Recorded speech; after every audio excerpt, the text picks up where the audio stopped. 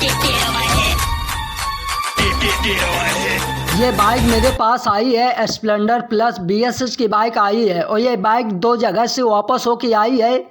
इस बाइक में प्रॉब्लम क्या हो चुका है, जैसे इस बाइक का सेल्फ में स्टार्ट करता हूँ, स्टार्ट करने के बाद इसका RPM जो होता है कुछ सेकंड के बाद ऑटोमेटिक RPM हाई हो जाता है। तो मैं आपको पहले प्रॉब्लम दिखा देता हूँ कैसे इस बाइक में प्रॉब्लम कर रही है। तो मैं बाइक को स्टार्ट कर लिया है, स्टार्ट करने के बाद कुछ सेकंड के बाद अचानक इसका RPM हाई हो जाता है।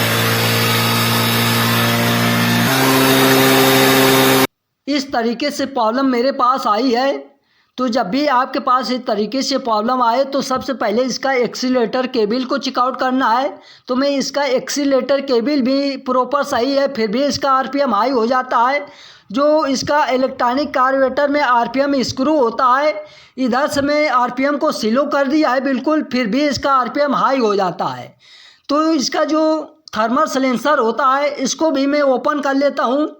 कभी कभी इसका थर्मल सिलेंसर के बीच की वायरिंग कट जाने की वजह से ये ECU को प्रॉपर सेंस करके बता नहीं पाता कि कितना मेरा इंजन हीट है, कितना गर्म है, उसके वजह से भी इसका RPM हाई हो जाता है। ये थर्मल सिलेंसर ख़राब हो जाता है, उसके वजह से भी हाई हो जाता है।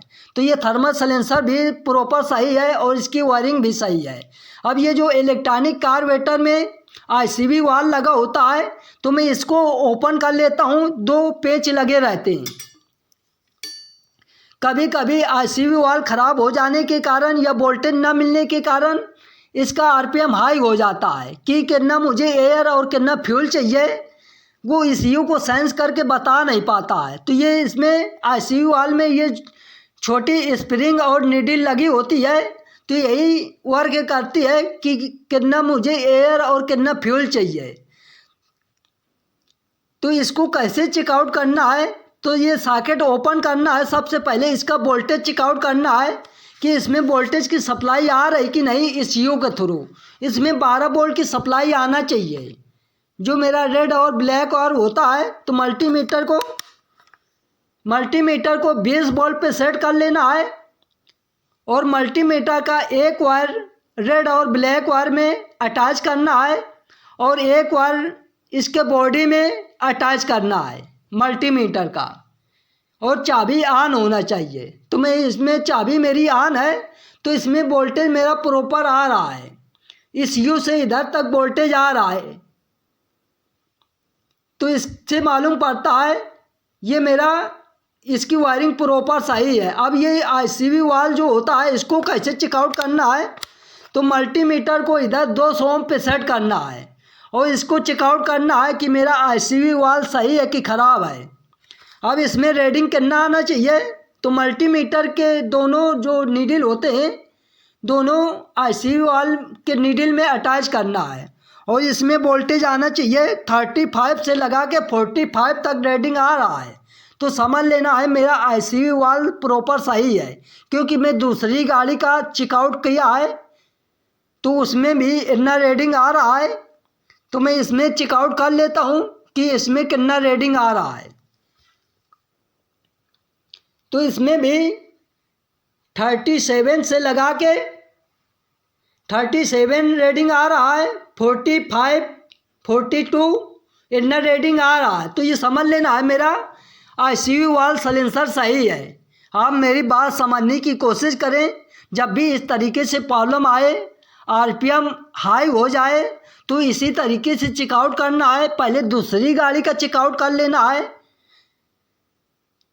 तो मैं दूसरी गाड़ी को चेकआउट किया है तो उसमें भी इतना रीडिंग आ रहा है सेम गाड़ी का, और इसमें भी इतना रीडिंग आ रहा है। तो इससे मालूम पड़ता है मेरा ICV वाल सही है। अब ये मेरा TVS सिलेंसर जो होता है इसमें भी वोल्टेज चेकआउट करना है। कभी कभी इसमें वोल्टेज ना आने की वजह से ये ECU को प्रॉपर सेंस करके बता नहीं पाता, तो इसको भी चेकआउट करते हैं। जो मेरा ब्राउन कलर का वायर होता है, तो मल्टीमीटर को इधर 20 वोल्ट पे सेट कर लेना है। सेट करने के बाद इसमें 5 वोल्ट का करंट आता है ECU के थ्रू, क्योंकि ECU अपने हिसाब से वोल्टेज भेजता है। कौन किसको कितना वोल्टेज चाहिए वो हिसाब से काम करता है। तो इसमें एक वायर उसमें अटैच किया है, एक वायर बॉडी में, तो इसमें 5 वोल्ट का करंट आ रहा है। तो इससे मालूम पड़ता है ये मेरी वायरिंग प्रॉपर सही है और ये मेरा TVS साइलेंसर भी प्रॉपर सही है। तो कभी कभी इसका जो इलेक्ट्रॉनिक कार्बोरेटर होता है इसमें कार्बन कचरा आ जाने के कारण इसके जो पतले पल्ले छेद होते हैं वो ब्लॉक हो जाते हैं। ब्लॉक हो जाने के कारण इसका RPM हाई हो जाता है। तो मैं इसको ओपन कर लेता हूँ इलेक्ट्रॉनिक कार्बोरेटर को।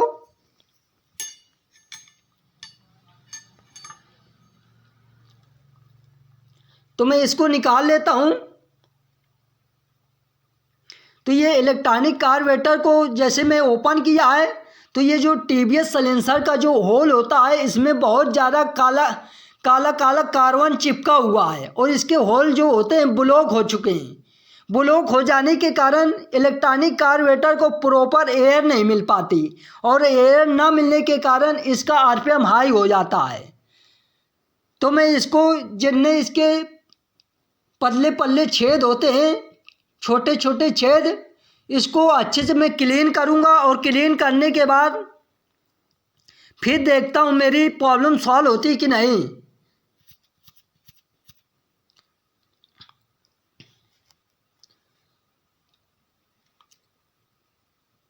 क्योंकि इसमें बहुत ज़्यादा कार्बन कचरा चिपका हुआ है, काला काला, और इसी कार्बन कचरा की वजह से ये इसमें भी बहुत ज़्यादा कार्बन कचरा है, हर जगह इसके कार्बन चिपका हुआ है। तो मैं इसको ओपन कर लेता हूँ। 8 नंबर के 2 नट होते हैं। तो ये जो इलेक्ट्रॉनिक कार्बोरेटर होता है इसको भी मैं, इसका जो रबड़ होता है इसको भी मैं निकाल लेता हूँ। निकालने के बाद इसको पेट्रोल से अच्छे से क्लीन कर लेता हूँ। क्लीन करने के बाद फिर आपको फिटिंग करके प्रॉपर चेकआउट करके दिखाते हैं। तो मैं इसको अच्छे से क्लीन कर लिया है। क्योंकि वीडियो बहुत लंबी हो जाती है तो इसकी वायरिंग को अच्छे से फिटिंग करना है, जैसे खोलना है उसी तरीके से फिटिंग करना है। तो इसको वायरिंग को मैं प्रॉपर खांचे में बैठाल दिया है। बैठालने के बाद इसका इस तरीके से अटैच कर देना है बराबर साइज में और इधर से 8 नंबर के 2 नट लगा देना है, प्रॉपर टाइट कर देना है बराबर बराबर साइज।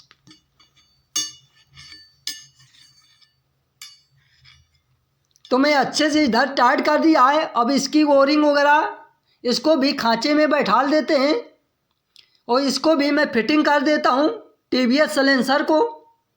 इसमें भी 2 पेंच लगते हैं। तो ये मैं सभी चीज़ों को अच्छे से फिटिंग कर दिया है। फिटिंग करने के बाद इस बाइक में फिटिंग कर लेते हैं और फिर बाइक को स्टार्ट करके फिर दिखाते हैं। तो मैं ये सभी चीज़ों को अच्छे से फिटिंग कर लेते हैं। इसका कनेक्शन वगैरह अच्छे से कर दिया है क्योंकि वीडियो बहुत लंबी हो जाती है। तो मैं ये सभी चीज़ों को अच्छे से प्रॉपर फिटिंग कर दिया है। अब मैं बाइक को स्टार्ट कर लेता हूँ। स्टार्ट करने के बाद देखता हूँ मेरी जो प्रॉब्लम थी वो सॉल्व हुई कि नहीं।